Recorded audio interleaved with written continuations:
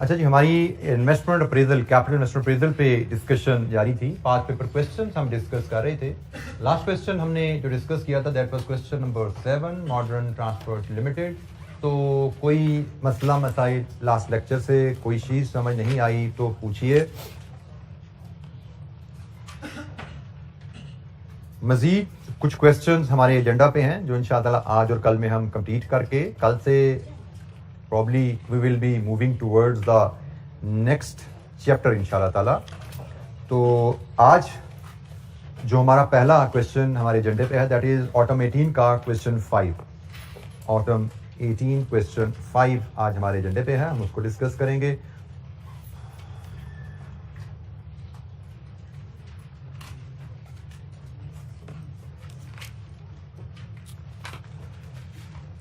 Gauff limited का question है जी, notes में पेज 63 पे, नोट्स में पेज 63 पे ये क्वेश्चन हमारे पास अवेलेबल है।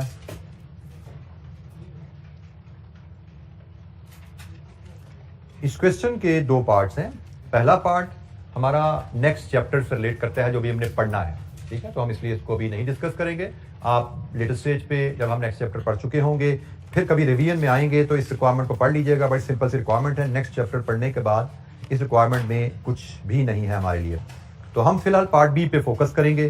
पार्ट बी की रिक्वायरमेंट हमारी है on the basis of internal rate of return advise whether GL should acquire the new plant. IRR method use कीजिए और बताइए कि जीएल को प्लांट नया खरीदना चाहिए। 17 मार्क्स क्वेश्चन है जी, पार्ट बी हमारा। Goff Limited is engaged in manufacturing and sale of a single product Smartex. The existing manufacturing plant is being operated at full capacity but production is not sufficient to meet the growing demand of Smartex. Plant है, हम production कर रहे हैं but production sufficient नहीं है, demand ज्यादा है। GL is considering to replace it with a new Japanese plant. The production capacity of the new plant would be 50% more than the existing capacity. To assess the viability of this decision, the following information has been gathered. The purchase and installation cost of new plant would be 500 million and 25 million respectively. Purchase and installation 500 plus 25. Supplier would send a team of engineers to Pakistan for final inspection of the plant before it is commissioned. 50% of the total cost of 12 million to be incurred on the visit would be borne by GL. ये final inspection जो visit होगा 12 million इसकी cost है। 50% company beer करेगी, 50% गालबन supplier beer करेगा। As a result of installation of the new plant, fixed cost other than depreciation would increase by 30 million. नए plant की वजह से फिक्स्ड कॉस्ट डेप्रिसिएशन के अलावा 30 मिलियन से बढ़ेगी। The existing plant has an estimated life of 10 year. Currently plant चल रहा है, has an estimated life of 10 year and is in use for last 6 year. 10 साल लाइफ थी, 6 साल से इस्तेमाल हो रहा है। Plants tax carrying value is 50 million. A machine supplier has offered to purchase the existing plant immediately at 45 million. Tax carrying value 50 है, अभी 50 मिलियन का 45 का पुराना बेच सकते हो। हम एवेल्युएट क्या कर रहे हैं कि पुराना प्लांट उसकी प्रोडक्शन कैपेसिटी इनसफिशिएंट है, पुराना प्लांट बेचें और उसकी जगह नया प्लांट ले लें। This is what we are evaluating. During the latest year 6 million, latest year जो साल अभी गुजरा है, 6 million units were sold at an average selling price of 550। Variable manufacturing cost was 450 per unit. GL expects that it can increase the sale volume by 25% in the first year after the plant's installation. नया plant आ जाएगा तो 25% से अपनी cell बढ़ा पाएंगे। Thereafter, sales volume would increase by 4% per annum. The new plant would be depreciated under straight line method. Tax depreciation is calculated on the same basis. Residual value of the plant at the end of its useful life of 4 years is estimated at 60 million. नया plant उसकी useful life 4 साल है, 60 million का बिकेगा। Applicable tax rate is 30%. Tax is paid in the year in which liability arises. Rate of inflation is estimated at 5% per annum and would affect the revenues and as well as expenses. GL's cost of capital 12%. All receipts and payment would rise at the end of the year except cost of setting up the plant which would rise at the beginning of the year. It may be assume that the new plant would commence operation at the start of year 1। Start of year 1 का मतलब 0। तो उसने कहा जी तमाम receipt and payment साल के and पे लेना, सवाए cost of setting up plant जो कि साल के शुरू में आएगा, और वो पहले साल के शुरू में मतलब 0 में आएगी। और ऑपरेशन उसने कहा वो जी पहले साल के शुरू से शुरू हो जाएंगे, मतलब 0 से आपकी प्रोडक्शन में शुरू हो जाएगी, मतलब आज ही आपका प्लांट सेटअप हो जाएगा नया, और आज से ही आप उसकी प्रोडक्शन नए प्लांट की शुरू कर दोगे। ये है जी कंप्लीट कहानी। जी बेटा,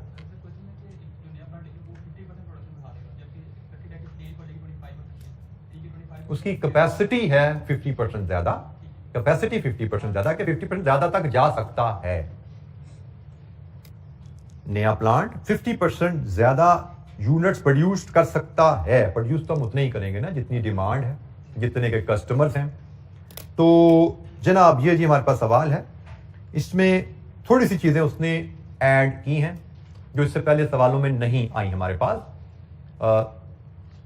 एक चीज पुराना प्लांट जिसको बेच के फिर नया प्लांट लेना है, तो उस पुराने प्लांट की डिस्पोजल की इंप्लीकेशन भी देखनी पड़ेगी। दूसरी चीज, पुराना प्लांट ऑलरेडी उससे हम कुछ बना के बेच रहे हैं, तो अब नया प्लांट ले रहे हैं, उससे एडिशनल प्रोडक्शन एंड सेल आने वाली है। तो ये एक डिफरेंट चीजें हैं जो हमने इससे पहले डील नहीं की। तो चलें इनसे कैसे डील करना है उस पर तो बात करेंगे, लेकिन सबसे पहली चीज जो हमें फैसला करना होता है कि भाई क्वेश्चन में इन्फ्लेशन आ गई है तो हमें क्या कैश फ्लोज को इन्फ्लेट करना है।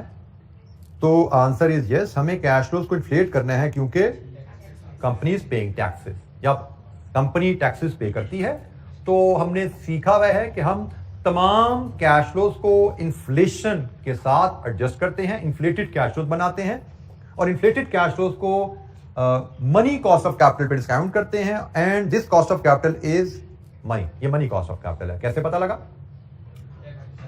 क्योंकि ये रियल नहीं है। क्योंकि ये रियल नहीं है तो ये मनी है। ये हमारी जनरल गाइडलाइन है। तो हमारे पास जो डाटा अवेलेबल है,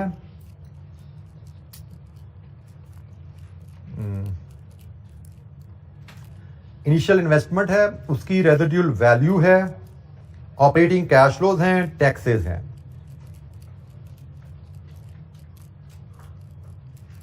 तो चले जी हम फॉर्मेट ड्रॉ करते हैं और फिर वैल्यूज को एक्सट्रैक्ट करना शुरू करते हैं।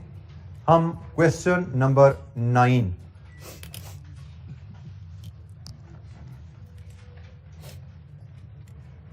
अच्छा जी, क्वेश्चन नंबर 9 स्टार्ट करते हैं फॉर्मेट से। हमारी इनिशियल इन्वेस्टमेंट 0 में हमने लेनी है और 4 साल लाइफ है, टैक्सेस भी सेम ईयर में है, और वैल्यूज हमें जो गिवन है इन्वेस्टमेंट की वो मिलियंस में है। तो हम मिलियन में डाटा लेके चलेंगे और 0 से लेके 4 तक हमें कॉलम चाहिए।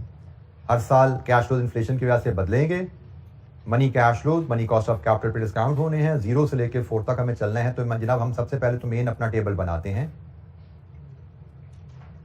0 1 2 3 4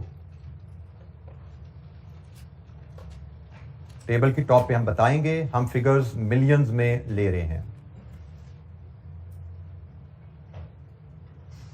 अच्छा जी, हमारी जो कैश फ्लोज हैं, एक इनिशियल कैपिटल इन्वेस्टमेंट है। इसमें हमने जो चीज सीखी हुई है कि हम 0 में इन्वेस्टमेंट ले लेते हैं और यहां पे रेजिडुअल वैल्यू एक ही लाइन में ट्रीट कर लेते हैं। इसके बाद हम नेट ऑपरेटिंग कैश फ्लोज लेते हैं और फिर टैक्सेशन। इसके अलावा हमें यहाँ पे कोई मजीद लाइन आइटम की जरूरत शायद नहीं है। नेट ऑपरेटिंग कैश फ्लोज को हम वर्किंग 1 में डील कर लेंगे। तो जब यहाँ पे टैक्सेशन ले ली तो ये जनाब नेट कैश फ्लोज आ जाएंगे। फिर हमें IRR लेनी है। कॉस्ट ऑफ कैपिटल हमें दी गई है 12%, तो हम 2 डिस्काउंट फैक्टर अभी चूज कर लेते हैं। एक डिस्काउंट फैक्टर हम 5% पे ले लेंगे, प्रेजेंट वैल्यू और नेट प्रेजेंट वैल्यू एट 5%। फिर दूसरा फैक्टर हम से 20% का ले लेते हैं, इस पे प्रेजेंट वैल्यू और नेट प्रेजेंट वैल्यू एट 20%। और फिर हम इंटरपोलेशन से IRR ले आएंगे। इंटरपोलेशन का फार्मूला वो भी जनाब हमारे पास अवेलेबल है और हमसे कहा गया है on the basis of IRR advise. फिर IRR कैलकुलेट करके हमें डिसीजन भी देना है, और डिसीजन हम देते हैं IRR वर्सेस 12%। ये हमारा डिसीजन होगा IRR वर्सेस 12% के ऊपर। हम IRR लाएंगे और 12% से कंपेयर करेंगे और फैसला दे देंगे कि हमारे लिए प्रोजेक्ट फीजिबल है या नॉट फीजिबल है। ये जी हमारा क्वेश्चन का कंप्लीट फॉर्मेट।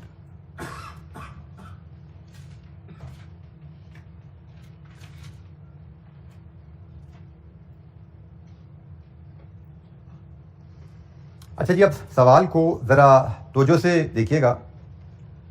हमने मनी कैश फ्लो लेने हैं और मनी कैश फ्लोज के बारे में हमें पता है कि सिर्फ जो 1 ऑनवर्ड जो कैश फ्लोज हैं उन पे इन्फ्लेशन का फैक्ट कंसिडर किया जाता है, क्योंकि inflation only effect future cash flow. जो इनिशियल इन्वेस्टमेंट जीरो में जो कैश फ्लोज हैं उन पे इन्फ्लेशन इंपैक्ट नहीं होता। तो जीरो में हमारे साथ क्या होने वाला है, 500 मिलियन का हमने प्लांट खरीदना है, 25 मिलियन इसकी इंस्टॉलेशन हमने पे करनी है, ये भी कैपिटल कॉस्ट है, प्लस 12 मिलियन का 50% भी हमने बियर करना है। ऐसा यार, माइनस ये तो पैसा हमारी जेब से जाना है, लेकिन अगर हमने नया प्लांट लगाना है तो पुराना बेचना भी तो है, उससे कुछ पैसा आना भी है। तो हमारा जो कैपिटल कैश फ्लो टोटल होना है वो 45 वापस आना है जी। तो जनाब ये हमारा टोटल कैपिटल इन्वेस्टमेंट हमारी जेब से निकलनी है। अगर हमने ये प्रोजेक्ट शुरू करने हैं तो हमारी जेब से कितना पैसा आउटफ्लो होना है, तो जनाब कितना आउटफ्लो होना है, 486 मिलियन हमारी जेब से आउटफ्लो होना है। जीरो में हमारा आउटफ्लो 486 है। और 4 साल बाद ये प्लांट जब हमने बेचना है तो हमें बताया गया है नोट नंबर 5 का आखिरी जुमला, इसकी रेजिडुअल वैल्यू 60 मिलियन है। रेजिडुअल वैल्यू के बारे में हम क्लियरली डिस्कस कर चुके हैं कि जनरल अजम्पशन हमारी रहती है रेजिडुअल वैल्यू मनी टर्म में है, इन्फ्लेटेड वैल्यू है, अनलेस इसके साथ लिखा हो रियल टर्म में रेजिडुअल वैल्यू 60 है। अगर वो लिखेगा रियल टर्म में रेजिडुअल वैल्यू तो ही हम उसको रियल टर्म समझेंगे। अगर वो इंडिकेशन देगा ये रियल टर्म है तभी हम इसमें इन्फ्लेशन ऐड करेंगे। उसने रेजिडुअल वैल्यू के साथ ऐसा कोई जुमला नहीं लिखा, उसने कहा जी रेजिडुअल वैल्यू 4 साल बाद 60 है, तो हमारी अजम्पशन रहेगी ये मनी कैश फ्लो है 60। लीजिए जी, इनिशियल इन्वेस्टमेंट को हमने डील किया, नेट ऑपरेटिंग कैश फ्लो की तरफ जाना है हमें। तो नेट ऑपरेटिंग कैश फ्लो के लिए उसने जो हमें डाटा दिया हुआ है, प्राइस, वेरिएबल कॉस्ट से कंट्रीब्यूशन आता है, वॉल्यूम से मल्टीप्लाई करें टोटल कंट्रीब्यूशन होता है, और फिर फिक्स कॉस्ट का भी जिक्र है। ठीक हो गया। तो ये उसने हमें इंफॉर्मेशन दी हुई है, हमें इस इंफॉर्मेशन को यूज करके ऑपरेटिंग कैश फ्लोज बनाने हैं। तो ऑपरेटिंग कैश फ्लो बनाने के लिए हम जो फॉर्मेट चूज करेंगे, इन्फ्लेशन रेट तो एक ही है ना, इसका मतलब प्राइस को और वेरिएबल कॉस्ट को अलग-अलग इन्फ्लेट करने की जरूरत नहीं है। हम कंट्रीब्यूशन पर यूनिट बना के उसको इन्फ्लेट करेंगे और उसको यूनिट से मल्टीप्लाई कर देंगे। अच्छा, जब हम वर्किंग 1 बनाते हैं नेट ऑपरेटिंग कैश फ्लो के लिए, 4 साल हमारा बिजनेस चलना है, तो 4 कॉलम में हम बनाएंगे वर्किंग।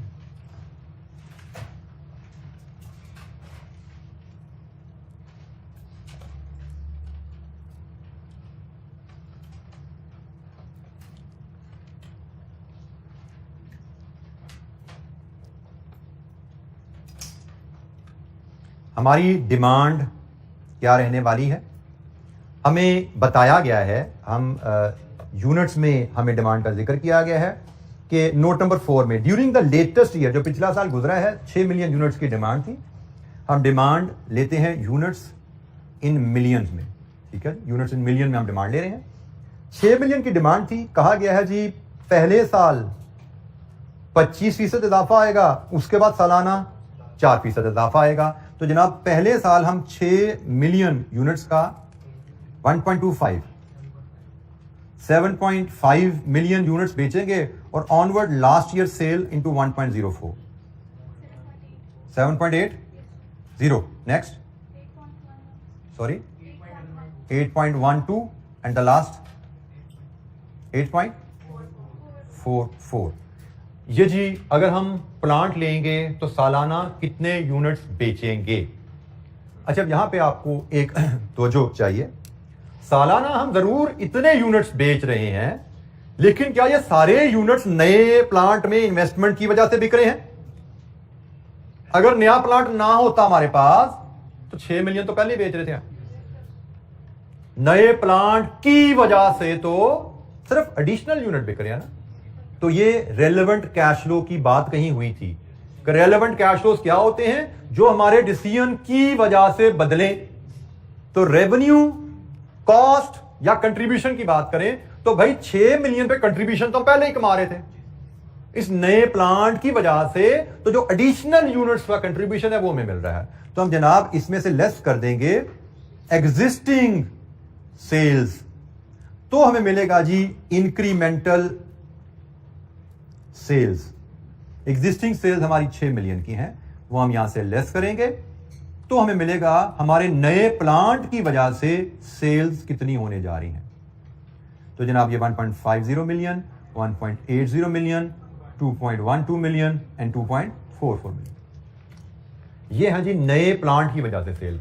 डिसीजन मेकिंग में इंक्रीमेंटल कैश फ्लोज रेलेवेंट होते हैं। आपके फैसले की वजह से आपको एडिशनल इनफ्लो या आउटफ्लो आ रहा है वो रेलेवेंट है। हम प्लांट नहीं भी लगाते तो 6 मिलियन तो पहले बेच रहे हैं। प्लांट लगाने की वजह से ये यूनिट्स हम बेच पाएंगे। अब इनको हम मल्टीप्लाई कर दें कंट्रीब्यूशन पर यूनिट के साथ, कंट्रीब्यूशन पर यूनिट के साथ, तो जनाब हमारा एनुअल कंट्रीब्यूशन आ जाएगा। और एनुअल कंट्रीब्यूशन में से हम लेस कर दें अगर इंक्रीमेंटल फिक्स्ड कॉस्ट, तो हमें नेट ऑपरेटिंग कैश फ्लोज मिल जाएंगे, जो कि हमारी पहली आइटम है जो हमें ऊपर एक्सटेंड करनी है। क्लियर थी बात? ये यूनिट्स हैं, यूनिट्स इन मिलियन, इनको हम कंट्रीब्यूशन पर यूनिट रुपीज निकाल के उससे मल्टीप्लाई करेंगे। Annual contribution rupees in million में आ जाएगा। इंक्रीमेंटल फिक्स कॉस्ट भी रुपीज इन मिलियन में लेस करेंगे तो नेट ऑपरेटिंग कैश फ्लोज हमारे पास आ जाएंगे। क्योंकि हमारे पास ऑपरेटिंग कैश फ्लोज की 3 ही वैल्यूज यहां पे गिवन थी, एक प्राइस थी और एक वेरिएबल कॉस्ट थी, वो यहां पे कवर हो जाएंगे, प्राइस और वेरिएबल कॉस्ट। और एक तीसरी आइटम फिक्स कॉस्ट है जो कि हम यहां पे कवर कर रहे होंगे। अच्छा जी, हमें क्वेश्चन में बताया गया है, अगर आप क्वेश्चन में नोट नंबर 4 पे ही आओ, नोट नंबर 4 नोट्स में क्वेश्चन में बुक पे पेज 63 पे आइए। Note 4 page 63। During the latest year 6 million units were sold at an average selling price of 550। Variable manufacturing cost was 450 वाली। ड्यूरिंग द लेटेस्ट ईयर मतलब पिछले साल आपने 550 रुपए की प्राइस पे यूनिट बेचे और पिछले साल उनकी कॉस्ट 450 थी। कंट्रीब्यूशन पर यूनिट पिछले साल 550 माइनस 450 रहा। ये तो पिछले साल है ना, हमें तो पहला कंट्रीब्यूशन 1 में चाहिए। ये कंट्रीब्यूशन पिछले साल का है, हमारा पहला कंट्रीब्यूशन हमें फ्यूचर का चाहिए। ये पास्ट है, हमें फ्यूचर का चाहिए। तो फ्यूचर में जब लेके जाएंगे पास्ट वैल्यूज को तो इन्फ्लेशन कितना, क्या रेट है इन्फ्लेशन का?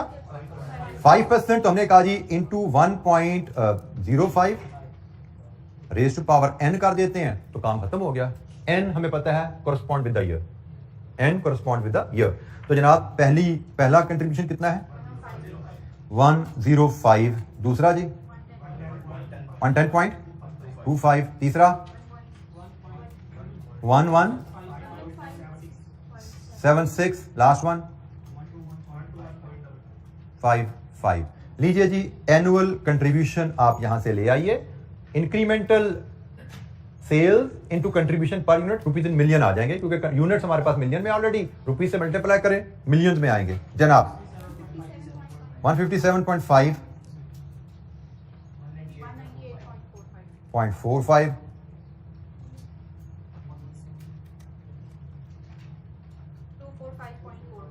0.41, 296.58। लीजिए जी ये एनुअल कंट्रीब्यूशन हमारे पास आ गया।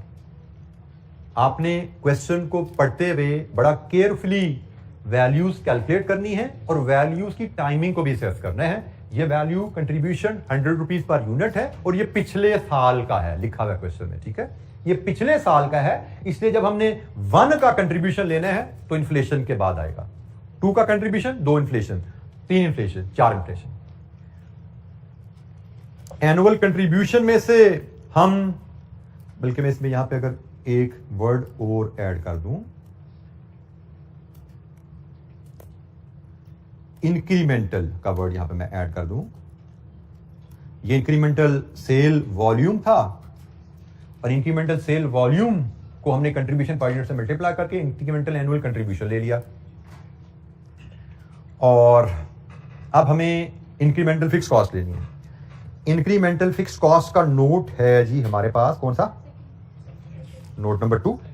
नोट नंबर 2 में कहता है as a result of installation of the new plant fixed cost other than depreciation would increase by 30 million.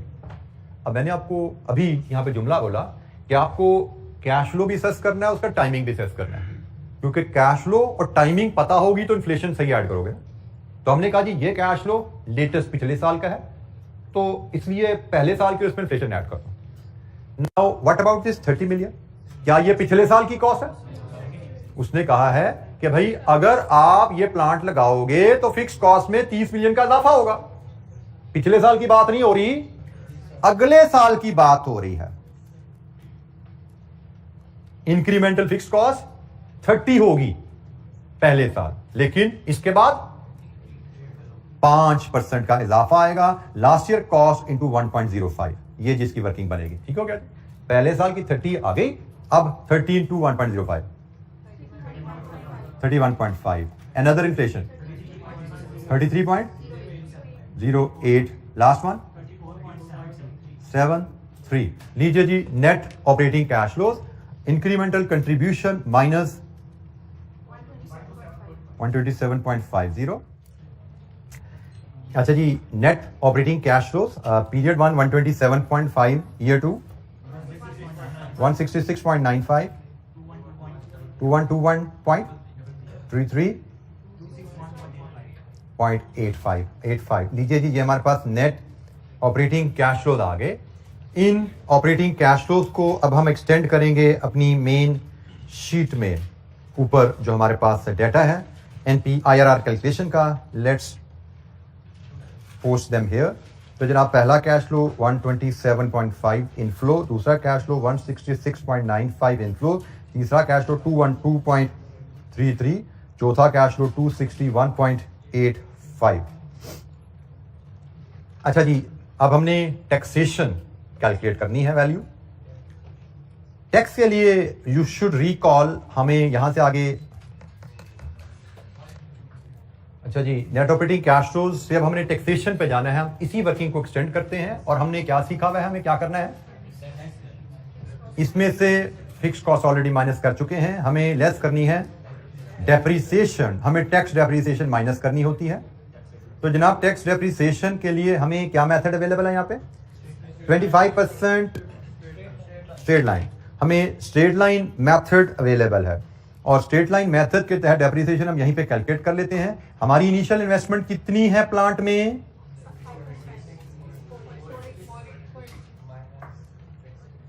This is the initial investment, am I right? ये तो कैश फ्लो है हमारा, जो हमने एसेट खरीदा है 531 मिलियन का एसेट है जो हमने खरीदा है।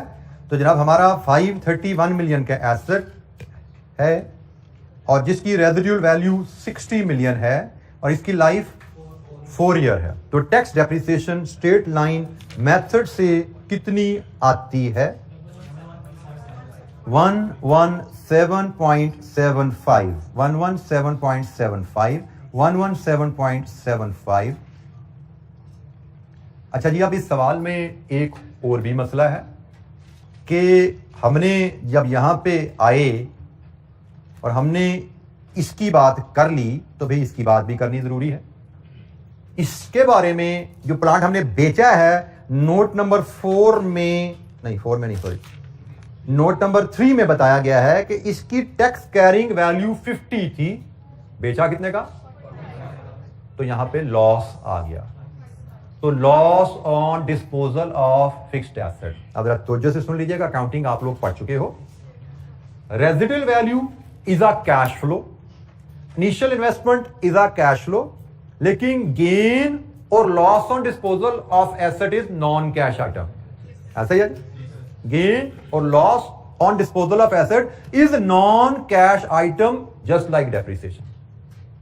Just like depreciation it is non cash item. तो कैश फ्लो में तो रेजिडुअल वैल्यू आएगी, हमने कैश फ्लो में रेजिडुअल वैल्यू ली, यहां पे भी ली।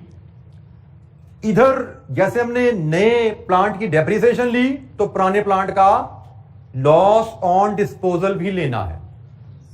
ठीक है जी, हमने वो प्लांट अभी बेचा है ना, तो जनाब हमें टैक्स डेप्रिसिएशन नए प्लांट की है, तो loss on disposal of old plant वो भी लेना है, और वो सिंपली 50 माइनस 45 है, 5 मिलियन। अब हमें ये जनाब मिला टैक्सेबल प्रॉफिट। ये हमारा टैक्सेबल प्रॉफिट है, और इस पे हम कैलकुलेट कर लेंगे टैक्स, जिसका रेट है कितना जी, 30%। तो टैक्सेबल प्रॉफिट पहले साल का 4.75, दूसरा साल 49.2, तीसरा साल 94.58, लास्ट ईयर 14.10। लीजिए जी 30% के हिसाब से इसका टैक्स कैलकुलेट कीजिए। पहला साल 1.45, 43 करेंगे, 2 डेसिमल पे हम काम कर रहे हैं, 1.43 करेंगे। Next 14.76, next 37, and the last one 0.23। लीजिए जी, ये हमारे पास टैक्स की वैल्यूज आ गई हैं। 4 साल का डेटा, 4 साल का टैक्स हमारे पास है। कोई क्वेश्चन? अब आपने यहां पे जो चीज नोट की कि पिछले किसी सवाल के मुकाबले में यहां पे क्या क्या बदला। एक ये एडिशनल आइटम आई, मैं अगर चलें हाईलाइट करता जाऊं, पिछले किसी सवाल के मुकाबले में एक ये एडिशनल आइटम आई, एक ये एडिशनल आइटम आई, और एक ये एडिशनल वर्किंग बनी। ठीक है जी, तो अगर हमें बेसिक्स पता है कि इंक्रीमेंटल कैश फ्लोज का कॉन्सेप्ट रेलेवेंट कैश फ्लोज के लिए यूज होता है, तो चांसेस आर देयर कि हम इनमें से 3 चीजें, अगर हमें किसी सवाल में, अनसीन सवाल में 3 या 4 चीजें नहीं आती हैं, बेसिक्स अगर हमारी स्ट्रांग होगी तो सवाल को हम 2-3 दफा पढ़ने के बाद 4 में से 2-3 शायद चारों ही चीजें पिक कर पाएंगे। और अगेन अगर हम कोई चीज पिक नहीं कर पाते, फॉर एग्जाम्पल आपने यहां पे वॉल्यूम में ये लेस नहीं किया, तो वॉल्यूम की कैलकुलेशन के 1 नंबर होंगे या 2 नंबर होंगे।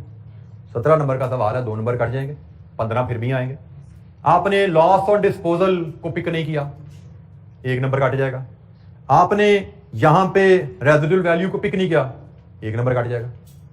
तो 2 नंबर 4 नंबर कट भी जाए हमारे, अगर सवाल पूरा किया होगा, हमने IRR निकाल दिया होगा एग्जामिनर के लिए, तो 17 में से 13-14 नंबर हम लेके आगे जाएंगे, जो बड़ा अच्छा स्कोर होता है। तो फिर मैं वही एम्फेसिस करता हूं, पेपर को कंप्लीट करने पर तवज्जो करनी है। हमारी स्टूडेंट की एक साइकी होती है कि हमें सवालों में जो चीज नहीं आती ना, उस पर हम स्टक हो जाते हैं, हमारा दिमाग उस पर जाके चिपक जाता है कि मुझे सवाल में ये चीज नहीं आती। इस बैरियर को आपने क्रॉस करना है।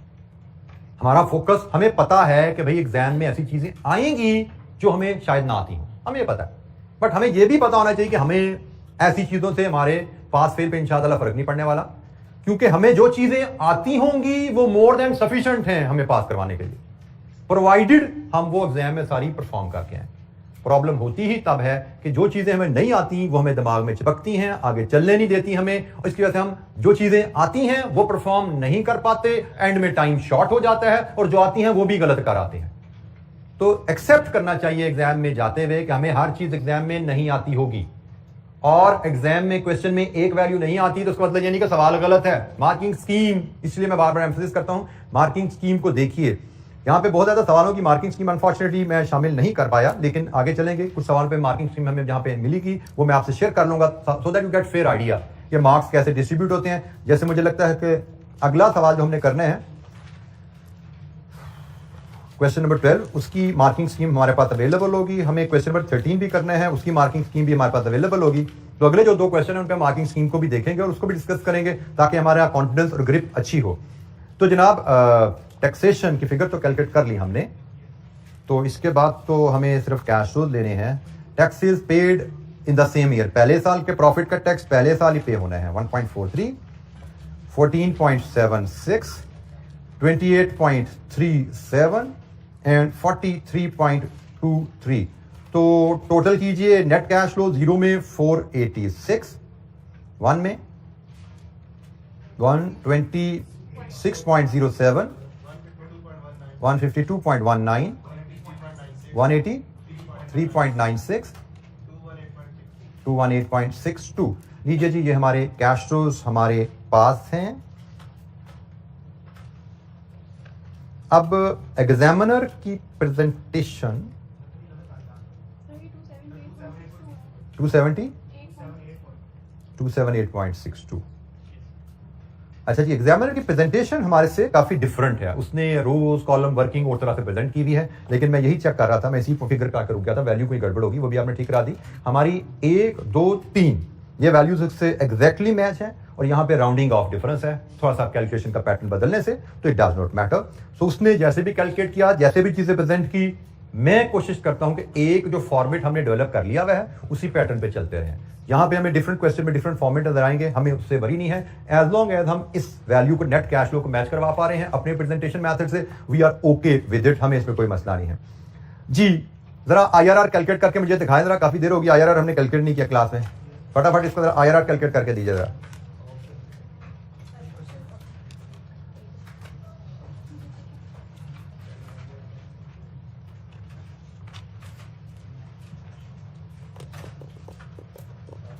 आप मुझसे 5% पे एनपीवी शेयर करेंगे जब कैलकुलेट कर लें, मुझसे 20% की एनपीवी शेयर करेंगे जब कैलकुलेट कर लें, और फिर IRR की वैल्यू, 3 वैल्यूज आप मुझसे शेयर करेंगे।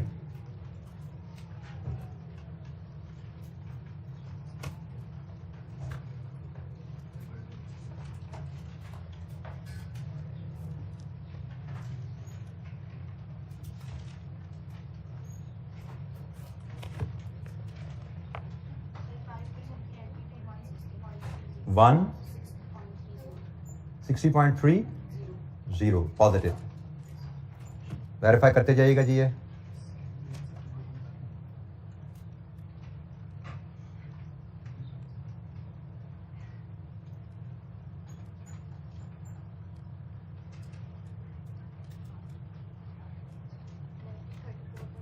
जी 34.56।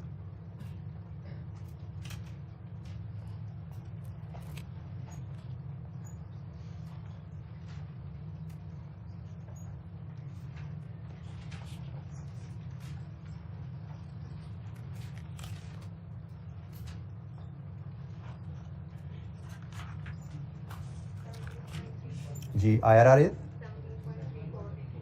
17.34%, और जब हम IRR से कंपेयर करते हैं 17.34 को कॉस्ट ऑफ कैपिटल से, कॉस्ट ऑफ कैपिटल से ज्यादा IRR, तो इसका मतलब project is feasible. Evaluate the project is feasible.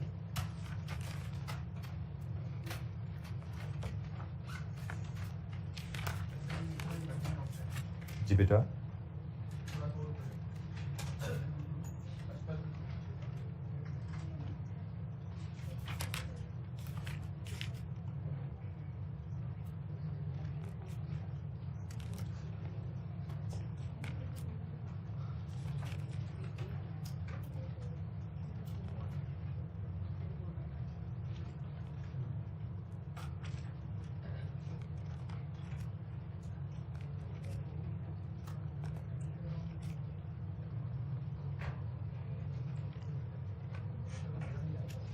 बेटा